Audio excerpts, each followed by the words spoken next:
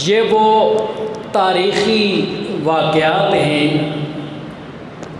جن کو پڑھ کر سن کر انسان کے اندر جذبہ عشق رسول پیدا ہوتا ہے۔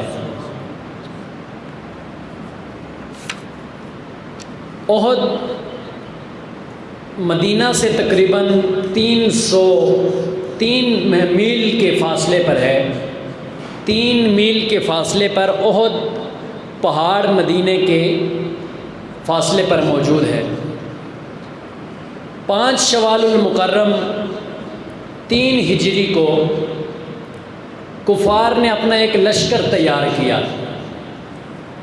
چونکہ غزوہ بدر جب 2 ہجری میں ہوئی، ان کے بڑے بڑے سردار مارے گئے، تو کئی ان میں ایسے بھی تھے جنہوں نے قسم اٹھا لی کہ ہم اس وقت تک کھانا نہیں کھائیں گے جب تک ہم مسلمانوں کو شکست نہ دے دیں۔ وہ تو جلدی نہ ہو سکا۔ کئیوں نے کہا ہم اپنی بیویوں سے علیحدگی اختیار کرتے ہیں جب تک ہم مسلمانوں سے بدلہ نہ لے لیں، ہم اپنی بیویوں سے بات تک نہیں کریں گے۔ کئیوں نے نہانا غسل کرنے کو چھوڑ دیا کہ ہم اس وقت تک پانی کے قریب نہیں جائیں گے جب تک ہم مسلمانوں سے بدلہ نہ لے لیں۔ خود سوچئے کتنا ان کے اندر غصہ اور غبار بھرا ہوا تھا کہ ہم مسلمانوں سے بدلہ لیں گے۔ تو 1 سال کے بعد غزوہ بدر چونکہ 2 ہجری رمضان المبارک میں پیش آیا تھا، تو واقعہ غزوہ احد 1 سال کے بعد 3 ہجری میں شوال کے مہینے میں پیش آیا۔ وہاں سے کفار مکہ 700 زرہ پوش جو ان کے مجاہد تھے وہ ان کے ساتھ تھے۔ 200 گھڑ سوار تھے جن کی کمان حضرت خالد بن ولید جو بعد میں اسلام لائے ان کے سپرد تھی، اور 3000 اونٹ تھے جن پر ان کے مجاہدین موجود تھے۔ کم از کم 3 سے 5000 ان کے مجاہدین مسلمانوں پر حملہ آور ہونے کے لیے وہاں سے نکلے۔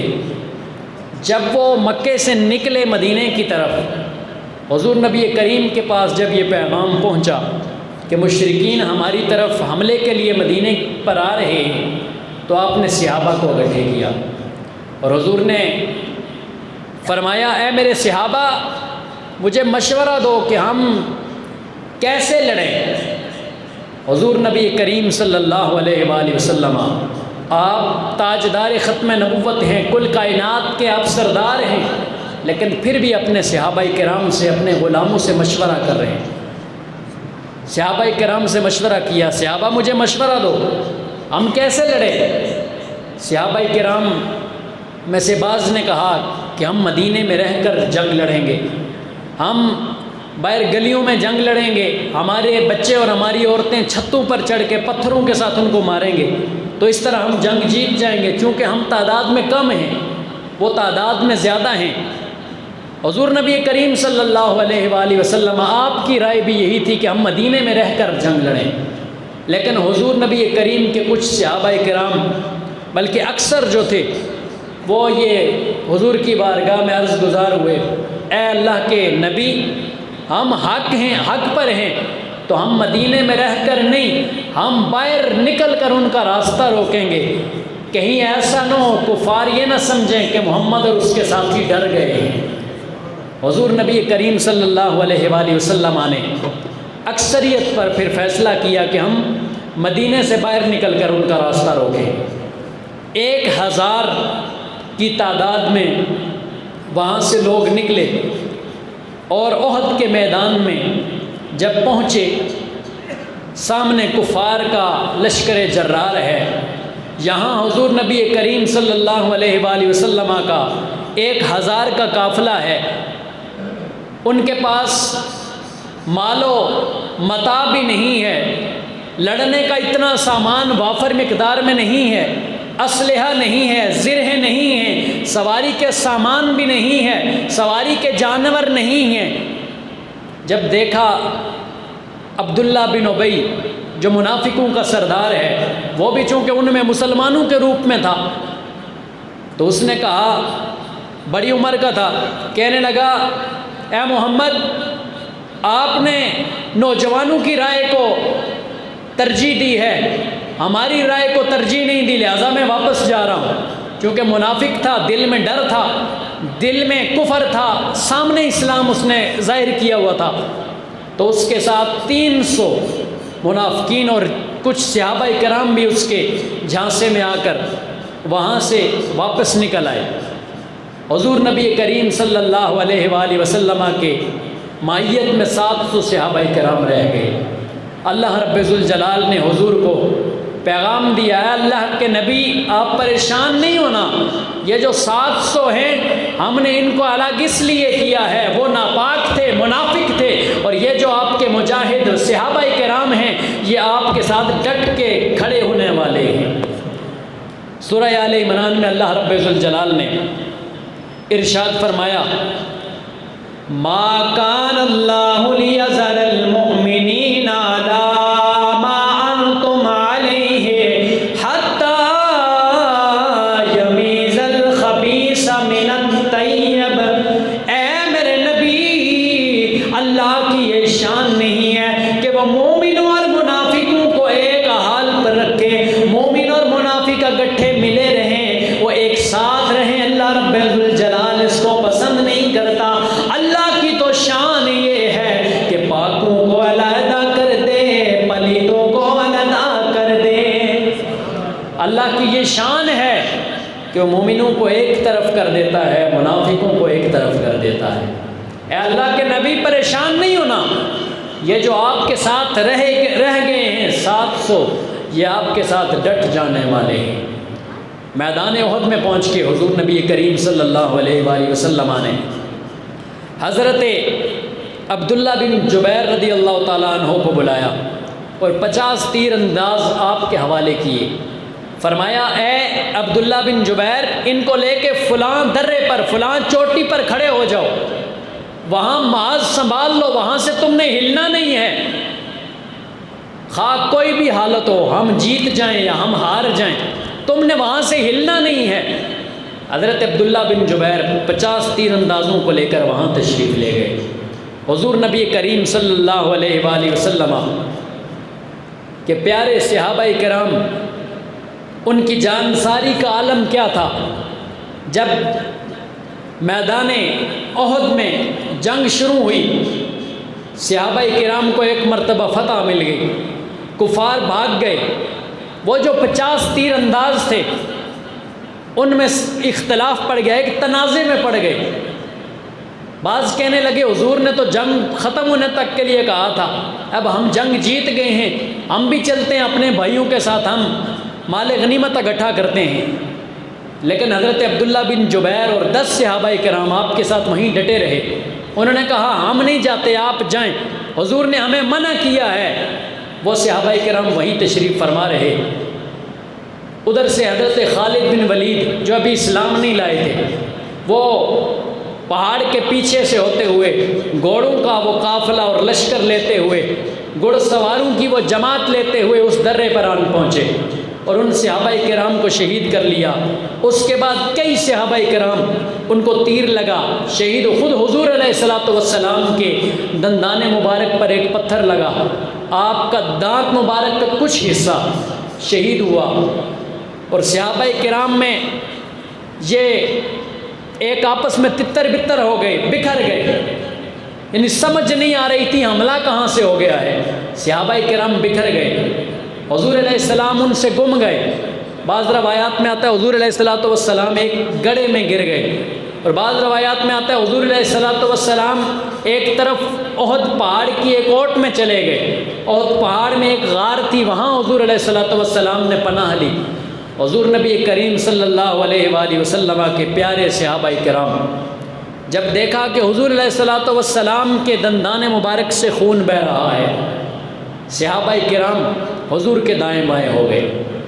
حضرت ابو دجانہ رضی اللہ تعالیٰ عنہ، حضور نے فرمایا، اپنی تلوار نکال کر، ذوالفقار نکال کر حضور نے فرمایا، من یاخذ ھذا السیف بحقہ، کون ہے جو اس تلوار کا حق ادا کرے؟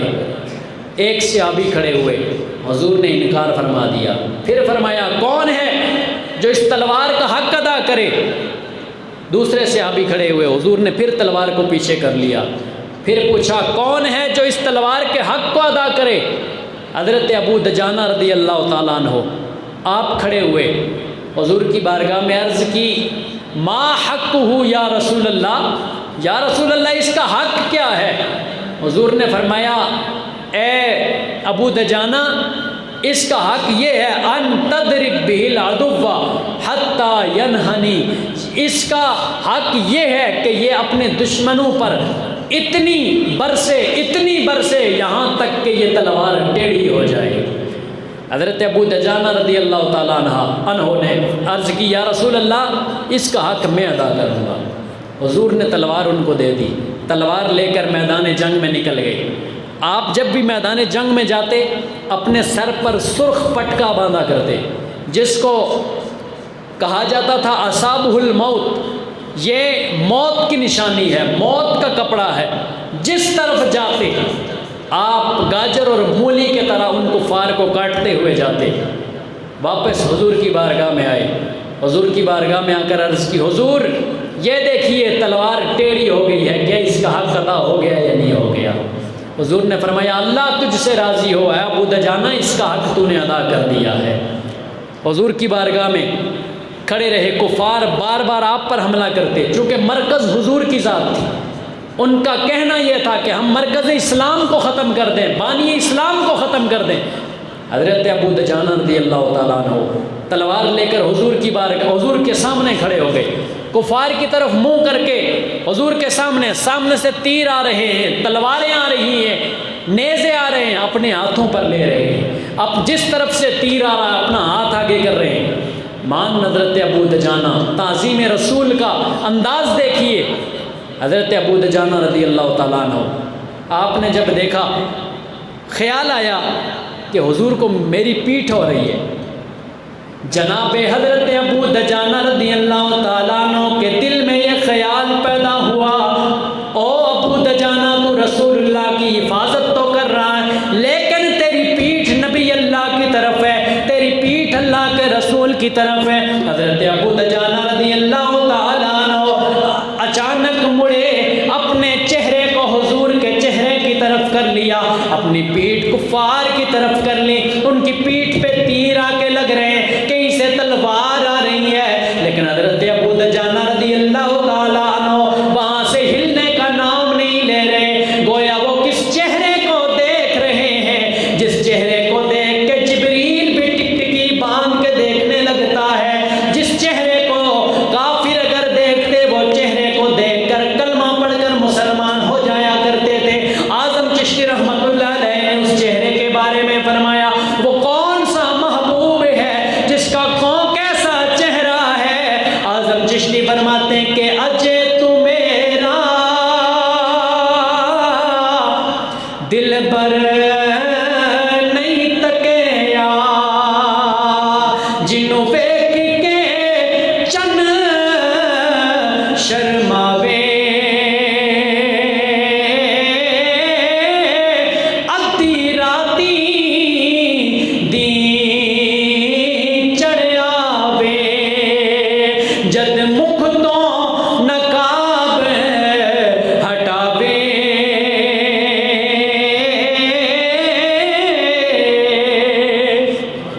کتنا سونا محبوب ہے جے گل سوہنا ہاتھ پھلاں وچ رکھے،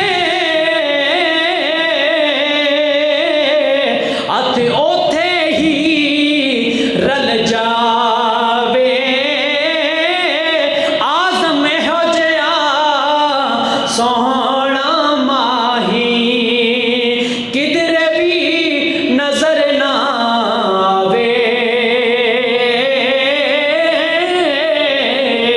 اللہ کے رسول کی بارگاہ میں کھڑے ہو کر جام شہادت نوش کی دو صحابی، حضرت سعد بن ابی وقاص اور حضرت عبداللہ بن جحش رضی اللہ تعالیٰ عنہ، انہوں نے کیسے جان ساری پیش کی۔ دونوں بڑے دوست ہیں، آپس میں ایک دوسرے سے پیار کرنے والے ہیں۔ میدان احد میں ایک جگہ بیٹھ گئے، حضرت عبداللہ بن جحش کہنے لگے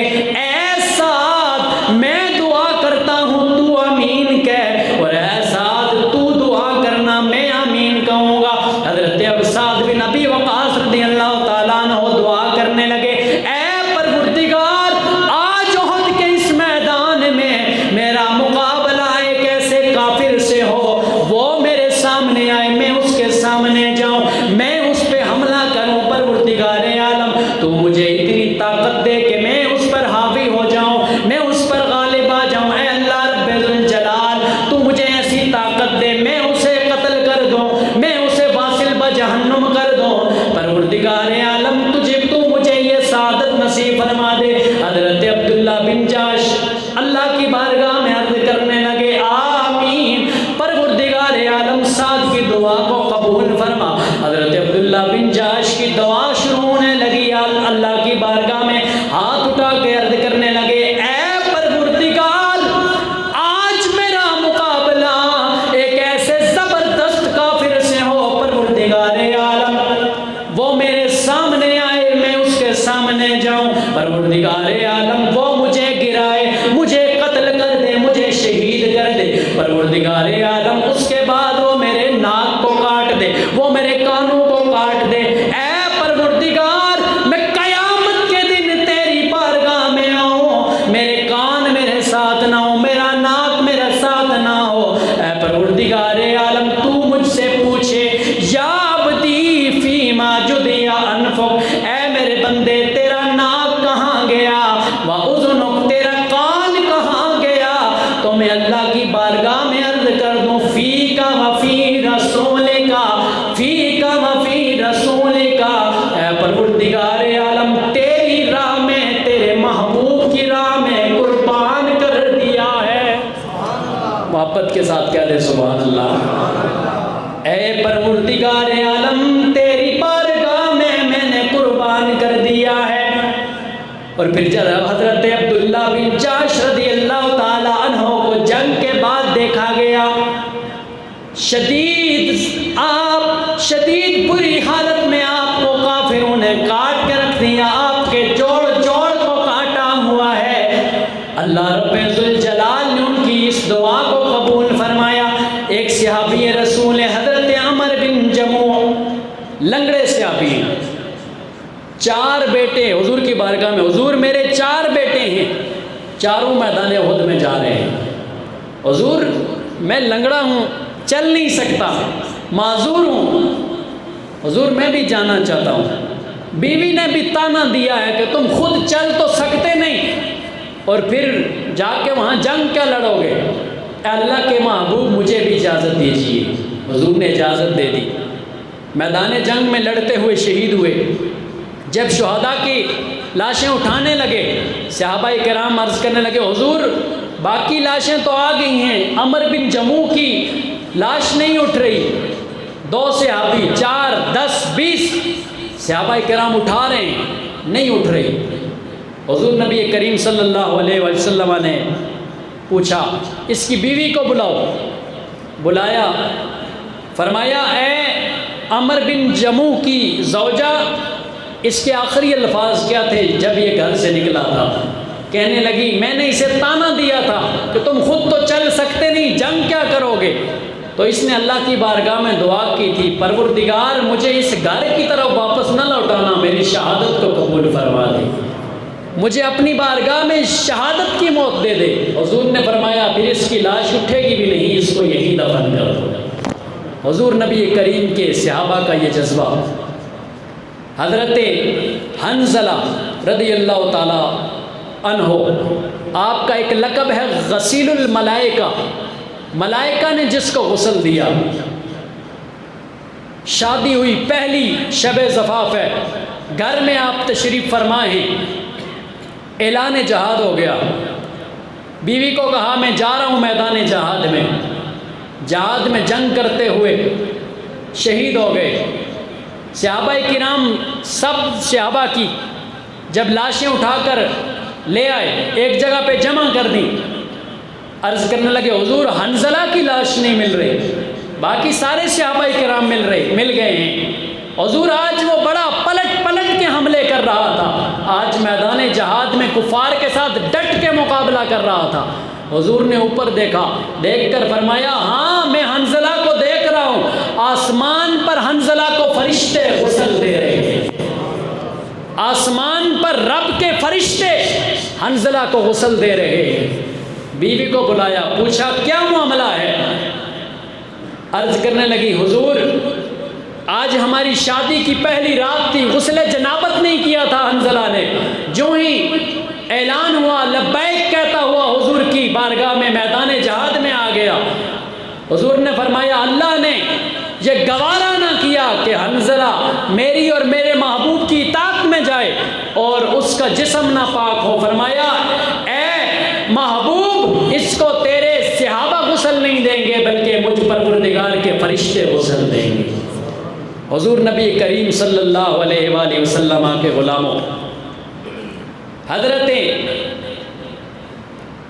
ام عمارہ اور دیگر عورتوں کا کردار بھی میدان جنگ میں واہ واہ ہے، دیکھنے والا ہے۔ حضرت عائشہ صدیقہ رضی اللہ تعالیٰ عنہ، حضرت ام سلیم انس بن مالک رضی اللہ تعالیٰ عنہ کی والدہ، اور حضرت ام عمارہ میدان جنگ میں جہاں تیر اور تلواروں کی بارش ہو رہی ہے وہاں مشقیں بھر کے مجاہدین کو اور زخمیوں کو پانی پلا رہی ہیں۔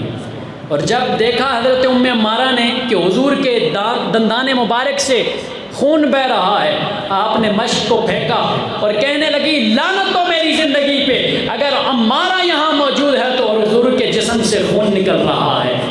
پھر حضور نبی کریم نے فرمایا کہ میدان احد میں جس طرف بھی دیکھتا تھا مجھے عمارہ ہی نظر آتی تھی۔ اور بعد میں پھر حضور نبی کریم نے پوچھا عمارہ مانگ کیا مانگتی ہے، کیا چاہیے؟ اللہ کے نبی کی بارگاہ میں عرض کی حضور مجھے جنت چاہیے، اور جنت بھی ویسے نہیں، جنت میں بھی میں آپ کی قرابت اور رشتہ دار قرابت اور قربت چاہتی ہوں کہ وہاں بھی میں آپ کے قریب رہوں۔ حضور نبی کریم صلی اللہ علیہ وآلہ وسلم کے یہ پیارے صحابہ کرام، ان کا یہ جذبہ،